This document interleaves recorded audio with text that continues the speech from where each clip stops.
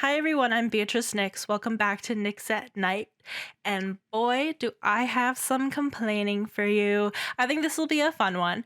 Um, I have so many stories about working in retail and the service industry.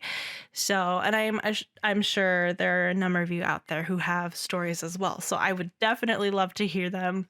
But here's mine first.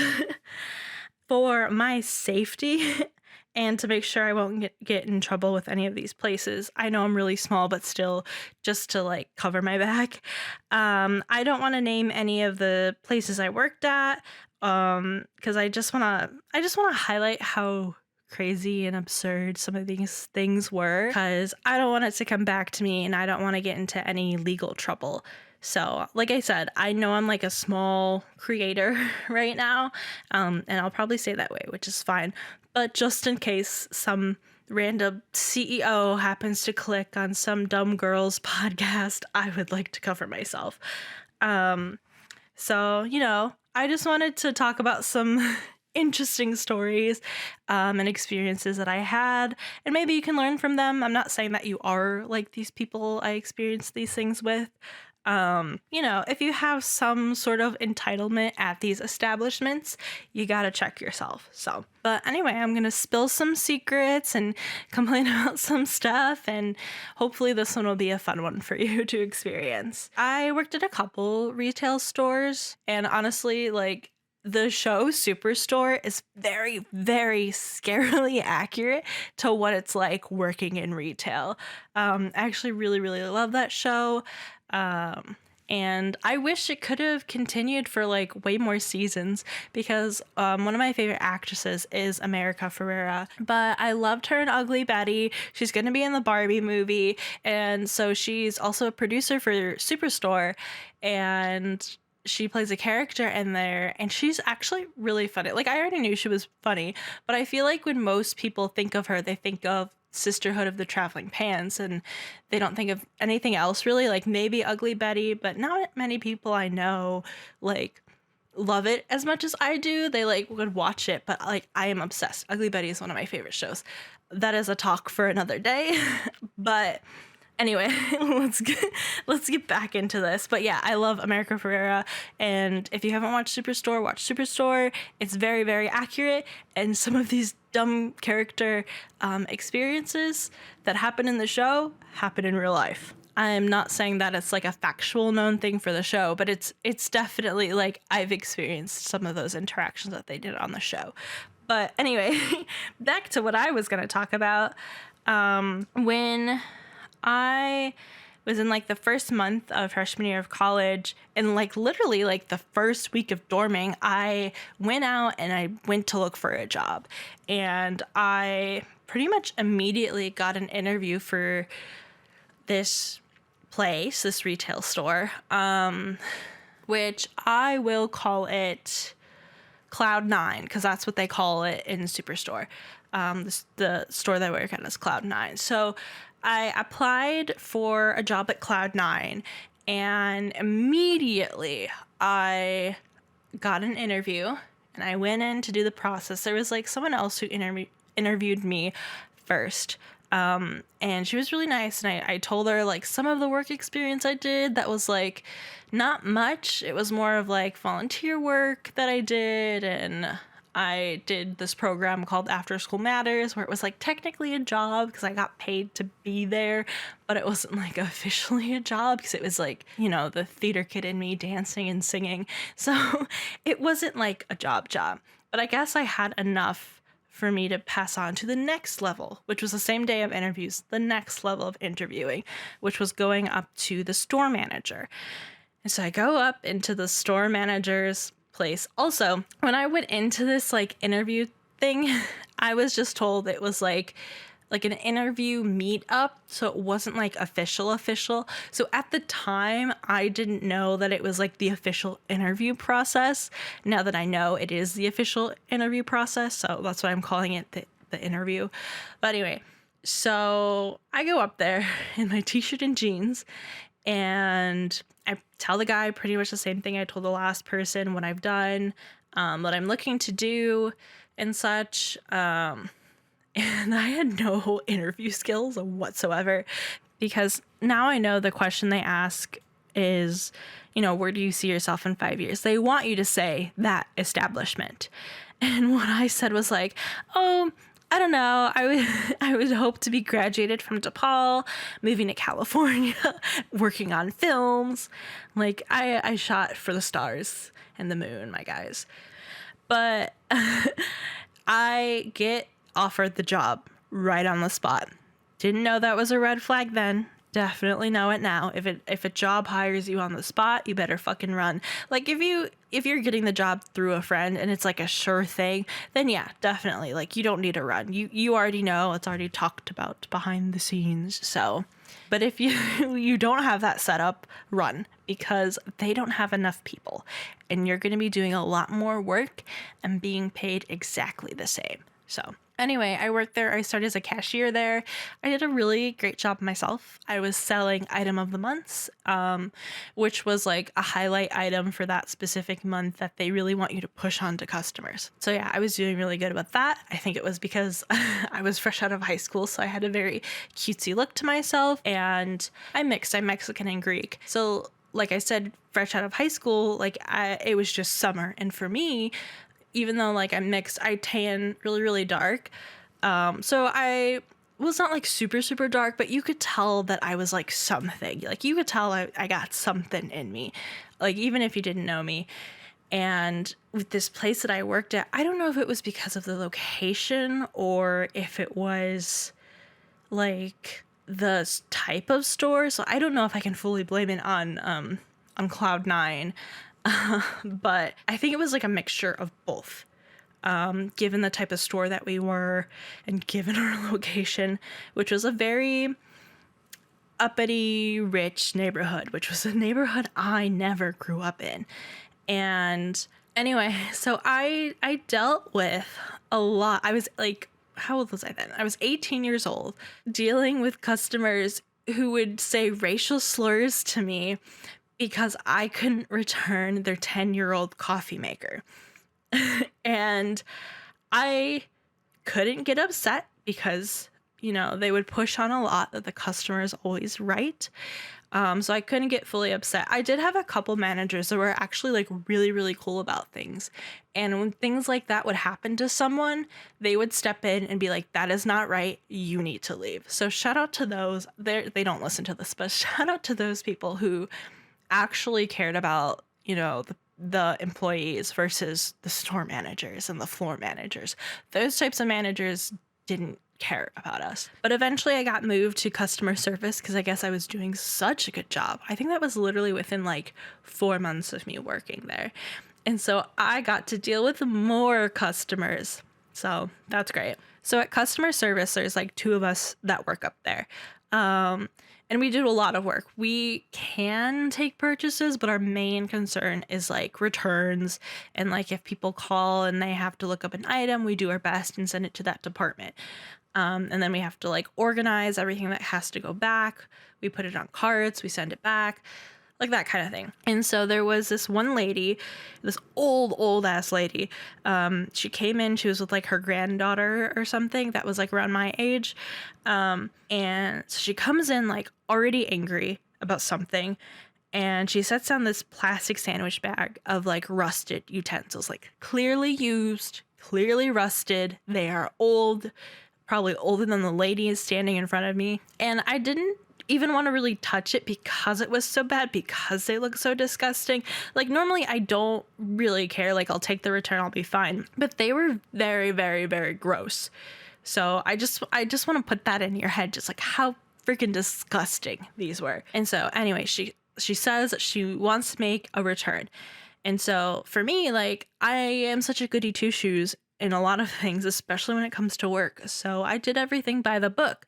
And so the first question you ask, like all places ask, is if you have the receipt. And so she just kind of scoffs at me and asks why the hell would I ask that to her?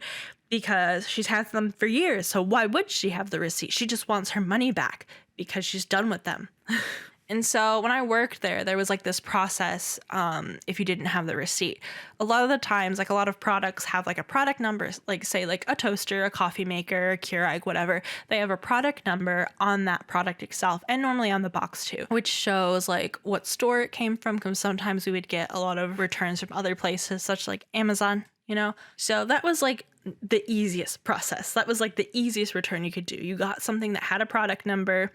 You would see that like, yes, it is from the store. Perfect. We can continue with the return and then find out what department it goes to, process it, and you're done.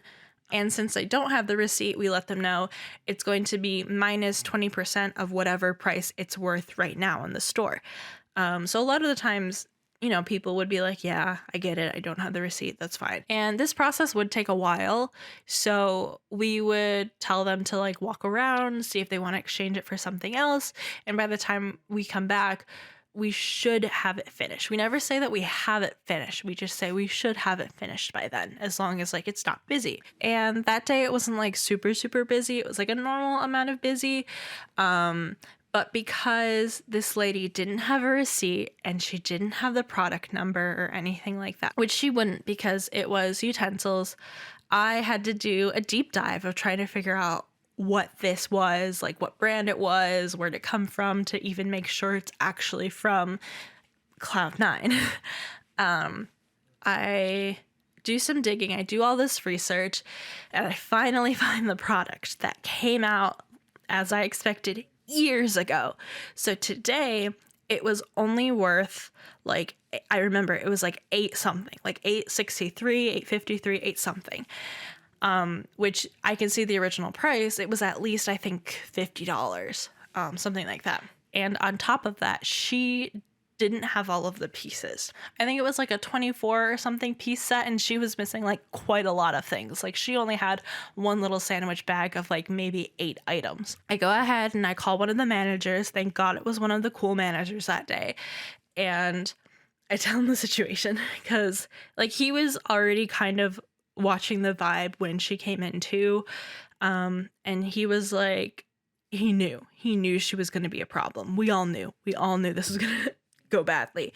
And what he told me was, unfortunately, like what this is worth is going to be whatever it's worth, which is the 8 something minus 20%. But also we have to take out for the fact that she doesn't have all of the pieces. So I think in the end, the number we came up with was like 690 something. Anyway, so I had to prepare to tell her when she came back. And he, like I said, he was one of the cool ones. So he's like, I'll wait around when that happens. I know it's going to explode. I'll deal with it. Like I said, it was like a somewhat of a busy day. And I had a bit of a line. I had only 2 people. I finished with the first person. Then the old lady comes back, completely cuts this person off. And she's like, okay. She slams the box on the counter. I have what I want to exchange it with. And how we're supposed to do it is if we have the exchange, we will take them eventually, but we do have to try to make the lines go by quicker. And at that point, it started to get a bit longer of a line. And so I was like, that's great, but I can take you after the person who was next. She was already standing up there. She was literally cut off by the lady and pushed aside. So I was like, let me finish with this person real quick, because I could see that they had the receipt in hand. Literally, it was on the box. And I'm like, I have to finish this. Once I do that one, you can go next. And anyone else who just walked in, they'll just have to be behind you. And she is frustrated, but the granddaughter or whatever, she seemed to get it. And even she was like annoyed with her grandmother. So she was like, okay, that's fine. We'll wait. And her grandma was like, fine, we'll wait. So I literally, it doesn't even take that long because the person has a receipt. So I click, scan, done. She's gone. Like that was literally like at most a minute. And so the old lady steps up, she slams her item down again. And she's like, what do you got for me? And so I begin to explain to her the situation. I tell her, like how I mentioned before, the item I am returning for her is going to be whatever it's worth today minus 20%. And because we don't have all the pieces here, unfortunately, it's going to be 6 something. And she starts screaming. She's upset. She's so mad. She can't believe like she paid over like 50 something dollars for it and they were really nice and it's not her fault that they got rusted, blah, blah, blah. And I get when people are frustrated with something. I totally understand. But the fact that she's taking it out on people, I am a person. I am a person, and you do not need to scream at me like this. But obviously, I did not say that. So my manager does step in when this happens, and he again explains it to her why this is happening. And she just keeps screaming and she keeps yelling and she's like, you guys should be the one to go dig into my trash then and find the missing pieces because I threw them out because they were going bad and it's not my fault. Your products are faulty and blah, blah, blah. We're just like, Jesus, lady. And so finally he like turns the screen around to show her how much they're worth.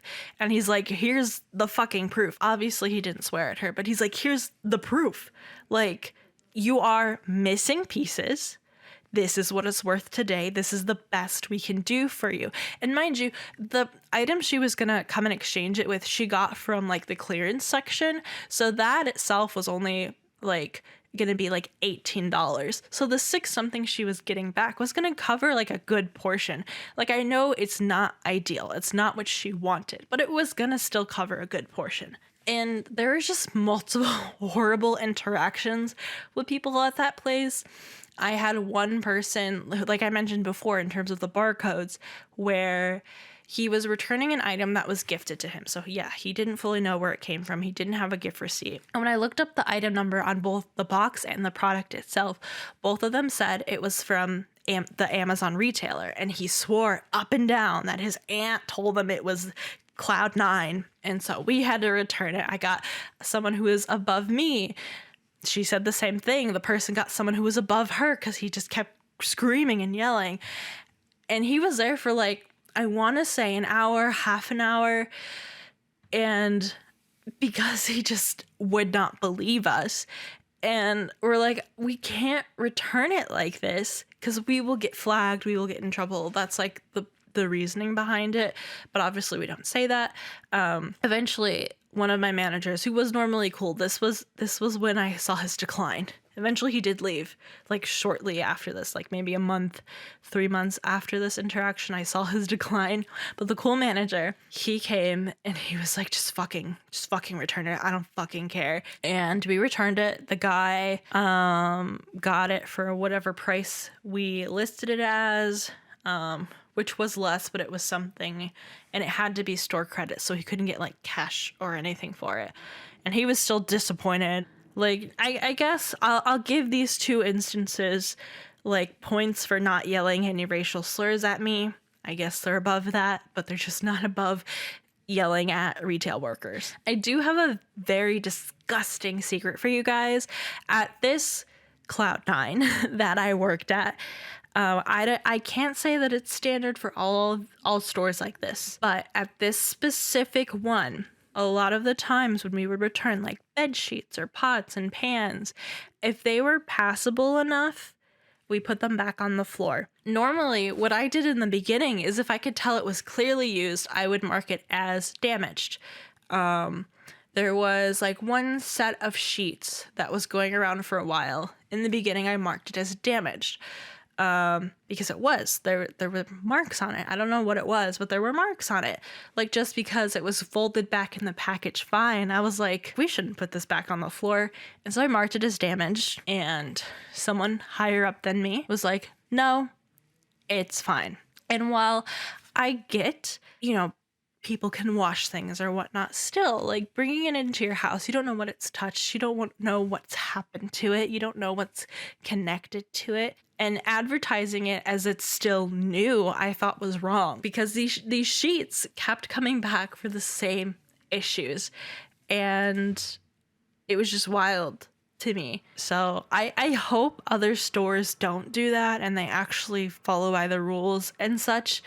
Luckily, this Cloud9 that I worked at is closing, so that's not going to happen anymore. There were other jobs in between this retail job I'm talking about and then this next one where I worked in a restaurant. But there wasn't like enough notable things that I thought were interesting enough to talk about. But pretty much they were just as insufferable as the last one. but I did work at a burger joint for about 3 years. And overall, I did really enjoy the place. I think I would have stayed a lot longer if it weren't for the customers. And around the time I left, a lot of the people I loved working with were leaving too. So it was just kind of like closing that chapter. But man, I don't know who's worse, customers in retail or customers in the food service industry, because you both suck. You both have your issues. And obviously, if you're not the one causing problems, and I'm not talking about you, but you suck. But this place that I worked at, I always consider it to be like an upscale McDonald's, because that's what it was. It was this, small business that was a burger joint, but it was overpriced on certain things. But I would say our price wasn't super, super crazy, considering, and I know this because I had to memorize a menu and stuff, but considering our quality of beef and such, the prices were fine. They weren't cheap, I'll give them that. They weren't cheap, but for what you were getting, I thought it was reasonable. And this was in the same neighborhood as the last job I talked about, so you can guess just what type of customer I had. But a lot of us who worked there were either in college, done with college, or just kind of figuring out what to do in their life. And, there were some of us who argued a lot, but at the end of the day, if a customer was being a fucking asshole, all of us would support that person. Like, they could have, hated each other, but at the end of the day, we would band together. And I think it was the trauma bond from the customers, so... And, I hate when people talk about work as family, but, it kind of was. We had our issues, but we were still there for each other. And I definitely saw a difference in customer base pre and post pandemic. And that was kind of one of the main, turning points for me to be I have to get out of here. But here are some dumb things that happened at that place. So we had 2 menus. One was a build your own burger type of situation, and one had pre-set up burgers, so they already had toppings and sauces all decided for you. We had one that was called the All-American, which is essentially your average cheeseburger, and we were all trained on both the menus and all of the fixings and all that stuff, so no one knew it better than us. If you were a customer coming in, we were the person to ask, obviously. So if you have a menu that you don't understand, do not be stubborn and try to figure out yourself when you have no idea what's going on. Because more often than not, surprisingly, the waiter or waitress or whoever is serving you will know more than you do, especially if you know nothing. So anyway, many times someone would come in and look at the menus, and I get it. It could be overwhelming. There's a lot going on, and all of us have had our issues with how the menu is presented. But we understood. We understood the stress. We understood you needed a minute to collect yourself and stare at everything. That's fine. So normally, I would ask if they needed any help. And then I would have a lot of people who would say they just want a basic cheeseburger. I did have a good handful of people who would listen to me, listen to my recommendations, and then there was a little back and forth, a little conversation of oh, I want this, but not this, and I would help them through it. So the ones that understood they needed help were great. But more often than not, I would get a person who would be I just want a basic cheeseburger. And I was okay, no problem. What about the All-American burger? And I would list on every single thing that was on there. And they would stand there and I guess pretend to listen to me. And then they would be no, I want to build my own. And then proceed to order the exact burger I just described to them. But it was just to build your own. And it annoyed me because the thing with the All-American is in the system, I would just click the button, it would all be there. And with the build your own one, I have to go in and build it all up in the ticket for there, which is fine. I know it's just clicking buttons and whatnot, but it just irritated me that they just didn't listen to what I was saying. I was genuinely trying to help them. Every single time I would fall for it, I would help them. And I would say the All-American spiel, and they'd be I want to build my own, and then proceed to order the exact burger I described. It was annoying, but I was never going to fight anyone on it. I wasn't going to be that's exactly what I just said. But as you can tell, it's annoyed me. Other times people would come in and order things that were never on the menu. I worked there for 3 years, and before that, that restaurant at that time when I was working there was open for about like 7, 8-ish years, I think. And during that time, the menu hasn't changed. One instance happened where someone came in and ordered the burger like normal. I was like, okay, they know what they're doing, and then asked for sweet potato fries. And I was like, oh, I'm so sorry. Like, I love sweet potato fries, but we don't have any here. Like, I would love it if they would do that for us, but we don't have that. And they were like, no, you do. And I was like, oh, no, we don't. You must be thinking of a different restaurant, but we've only carried the one type of fry. And I've asked managers, I was like, did we ever have sweet potato fries? Because so many people come in and ask for it, and then they're mad that I don't remember. Maybe it's a Mandela effect. Who knows? And they're like, no, we've never had sweet potato fries. So I have to tell them every time, we don't have any. If this specific person I was talking about before, was so mad at me, and I was like, I swear I'm not trying to gaslight you. Like, yeah, we've never had sweet potato fries. And even if we did have them before, that doesn't excuse the fact that they were so passive aggressive towards me. And that doesn't change that we don't have them right now. But we also had 2 very clear drink dispensers. And one would always have water and the other would always have iced tea. And again, these were clear dispensers. So you could clearly see what was in what. And every single time, someone would be like, what's this? Which one's the water? Which one's this? And like, they would point to the clear one and be like, is this water? And I'm like, no, it's vodka. Like, what do you think it is? And I would always point, I'm like, the drink dispensers are over here, or like for water, it is over here. I would point to that direction. And more often than not, people would be like, oh, which is which? What is this? I'm like, that is water. What is this? I'm like, that is iced tea. We would also get people who would complain about food. And like, you know, as you tend to get in a restaurant, and it was either like temperature or something was wrong. And there were times where like, yeah, something was wrong. And that is our bad. We would own up to it. We wouldn't do anything horrible. We would apologize, try to fix the situation, and move on. And there were a lot more people who were like receptive. There was only a handful of people who had issues, but again, the interesting ones are the ones that have issues. And you know, like I said, none of us were perfect working there. There was this one time my coworker who I got her the job there, and I won't say who her name is because I love her very, very much. We were all just talking, laughing, and we were having a great time. And it wasn't even busy either. There was only one customer there. And my coworker delivers their burger to them. And again, we're all goofing off, chatting, having a good time. And the guy comes up and he was like, I'm sorry, excuse me, but there is no meat in my burger. And sure enough, she delivered the burger with no burger. It was just bun and toppings. And he thought, the customer thought it was funny. He had no hard feelings. He was like totally fine. We got him his burger and everything was fine. Thank goodness. I'm admitting to the fact we have had our dumb moments. I've had my stupid fucking moments. But there were times where the person who was just ordering was just dumb. The main thing it came down to was temperature, because a lot of people don't have any idea of what temperature they actually like. There was this one person who came up and ordered a burger, and he was like, I want my burger medium, but I don't want any pink at all. All of you restaurants mess it up all the time. Medium, no pink. I do not want any pink, but do not give it to me dry.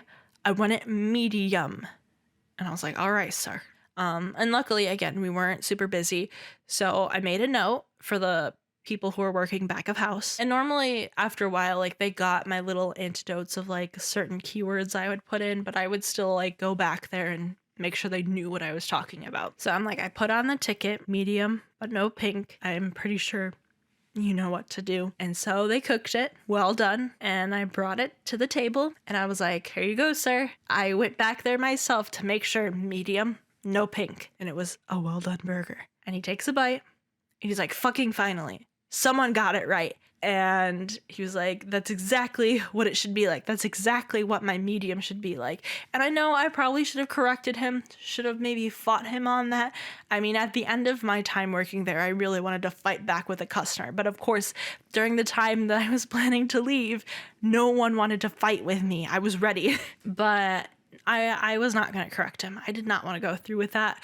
More often than not, when we had scenarios where that would happen, they would always get defensive. Like, you're just kind of fighting with a brick wall at that point. But there were just like so many other things that happen. Like, I have food allergies. I have many food allergies, and so I know how to work around them. I know how to handle it when it goes to restaurants. Overall, I avoid certain restaurants given my allergies, and like I know how to manage it. I know how to tell the waiter or waitress, hey, I'm allergic to this. Now I do. In the past, as a child, as a younging, I was very, very bad at that. One example would be I was on a flight back from Europe to back to Chicago, and I had a chocolate that I think contained some kind of nut, and I still had like 7 hours left on that flight, and my lip was swelling up, and I didn't want to bother anyone, so I went to one of my friends at the time, and they gave me some Benadryl, and they're like, there's a doctor by us if you need a doctor. I'm like, no, I don't want to trouble anyone. I took my Benadryl, I took a lot of fucking Benadryl, and I knocked out on the plane. And hey, I am still here, so it worked out for me. But anyway, for the most part, I'll make people aware of my allergies so I don't have instances like that. And to my point is, you know, because I have food allergies, I totally understand someone else's food allergies, restrictions, how sensitive a person can be to something. So we've had people come in who had allergies to certain things, and I'm like, we have to do it like absolutely perfect, which they got. Like there was never a chance where they like messed it up and someone died. Like they were always on top of it. But for me, as a person who has a lot of allergies, I was like really, really on top of them when they were already really, really on top of it. So, but there was this one kid I felt so bad for. He was like 16 or 17. So I guess like not fully like a kid. He was a teen, and he came in with like, again, I think it was a grandmother. And he listed this poor kid, all of his allergies, which were more than mine. And I was like floored already. I was like, dude, like, why are you here? After hearing all of his allergies, I did mention, I was like, there are options. There's a option for you, but it's literally just going to be a burger, no seasoning, and a lettuce bun. And so that literally is like pieces of lettuce for the top and pieces of lettuce for the bottom. So it's literally a burger and lettuce, no seasoning, no dressings, nothing. And I'm like, that's unfortunately your only option. And given the neighborhood that we were in, there were other spots he could have gone to that were going to be more allergy friendly to his whole list of allergies. So I was like recommending them to do that, and the grandmother was like, no, I want to eat here. I obviously couldn't like say anything or step in, but I know that frustration. I felt so bad for him. So then I take the grandmother's order, and she has this big juicy cheeseburger with all of these toppings and all this stuff, and the poor kid is only getting his meat lettuce burger. And I felt so bad. And normally in those situations, as long as I had approval from like a manager or someone, I would offer like a little something extra, a little spice for them. But unfortunately, I couldn't offer him anything because all of my options to offer him stuff he was allergic to. And I was just like, I'm so sorry. And I think he felt that. He felt the pity, which made it worse. Like he knew that this was a shitty situation, but he didn't know that I knew. I don't know if that made sense, but the grandmother was like, oh, I'm so full. That was so good. And the kid's just like, yep. That was great. So I felt bad for him, but I knew he had nothing against us at all. And it was his grandmother, so like, what was he gonna do? So I feel bad for the kid still. I hope he got better meal that day. But in terms of tipping nowadays, so I've been out of working at that burger joint for over a year now. But I still try to make the habit, but even before working there, I always try to make the habit of tipping 20% or more, because unfortunately, and I know it's not our job to pay their wages, but given what we live in, given how we work and everything, I think it's necessary to still try to tip 20% or more, because unfortunately they are relying on that tip, and until that changes, I'm going to keep tipping that amount. And I would recommend you guys to do the same, but obviously I can't tell you what to do. You do you. That is fine, but that's the unfortunate situation we live in at the moment. But overall, I think it should be required for people to work both in retail and the service industry, and not like put them as managers. No, put them at the ground floor, let them work their way up if they want to, because they have to experience all of the aspects of all this bullshit. And hopefully, as a society, we will become better, because we'll realize, hey, we shouldn't be assholes to the poor teenager who's working this job, or we shouldn't be assholes to the parent who's working 3 of these jobs just to put food on the table. Because there are so many people out there who are entitled, and they think, that like the little people don't matter. Like, I am being paid to do my minimum wage job, not to be your punching bag for whatever drama's going in your life. But overall, I hope you enjoyed this episode. I hope you learned something. I hope you had fun listening to me complain about my work, job, stories, all that stuff. I would love to hear your stories. I'm sure they're just as crazy, probably more insane. So if you're on Spotify, there should be a Q&A section in this specific episode. I'm going to ask for your stories. Feel free to enter your answer there. If you're on YouTube, just put it in the comments. I'd love to read them. If you're anywhere else, you can message me on Instagram. It's going to be at the Beatrice Nyx, the as in the Beatrice Nyx, as you would spell Beatrice Nyx. I am also on all the social medias at that same at. That is the same at for everything for me. So if you don't want to tell me your crazy work story, you could follow me there if you'd like. But yeah, thank you for taking the time to listening to this episode. I will see you next time at Nyx at Night.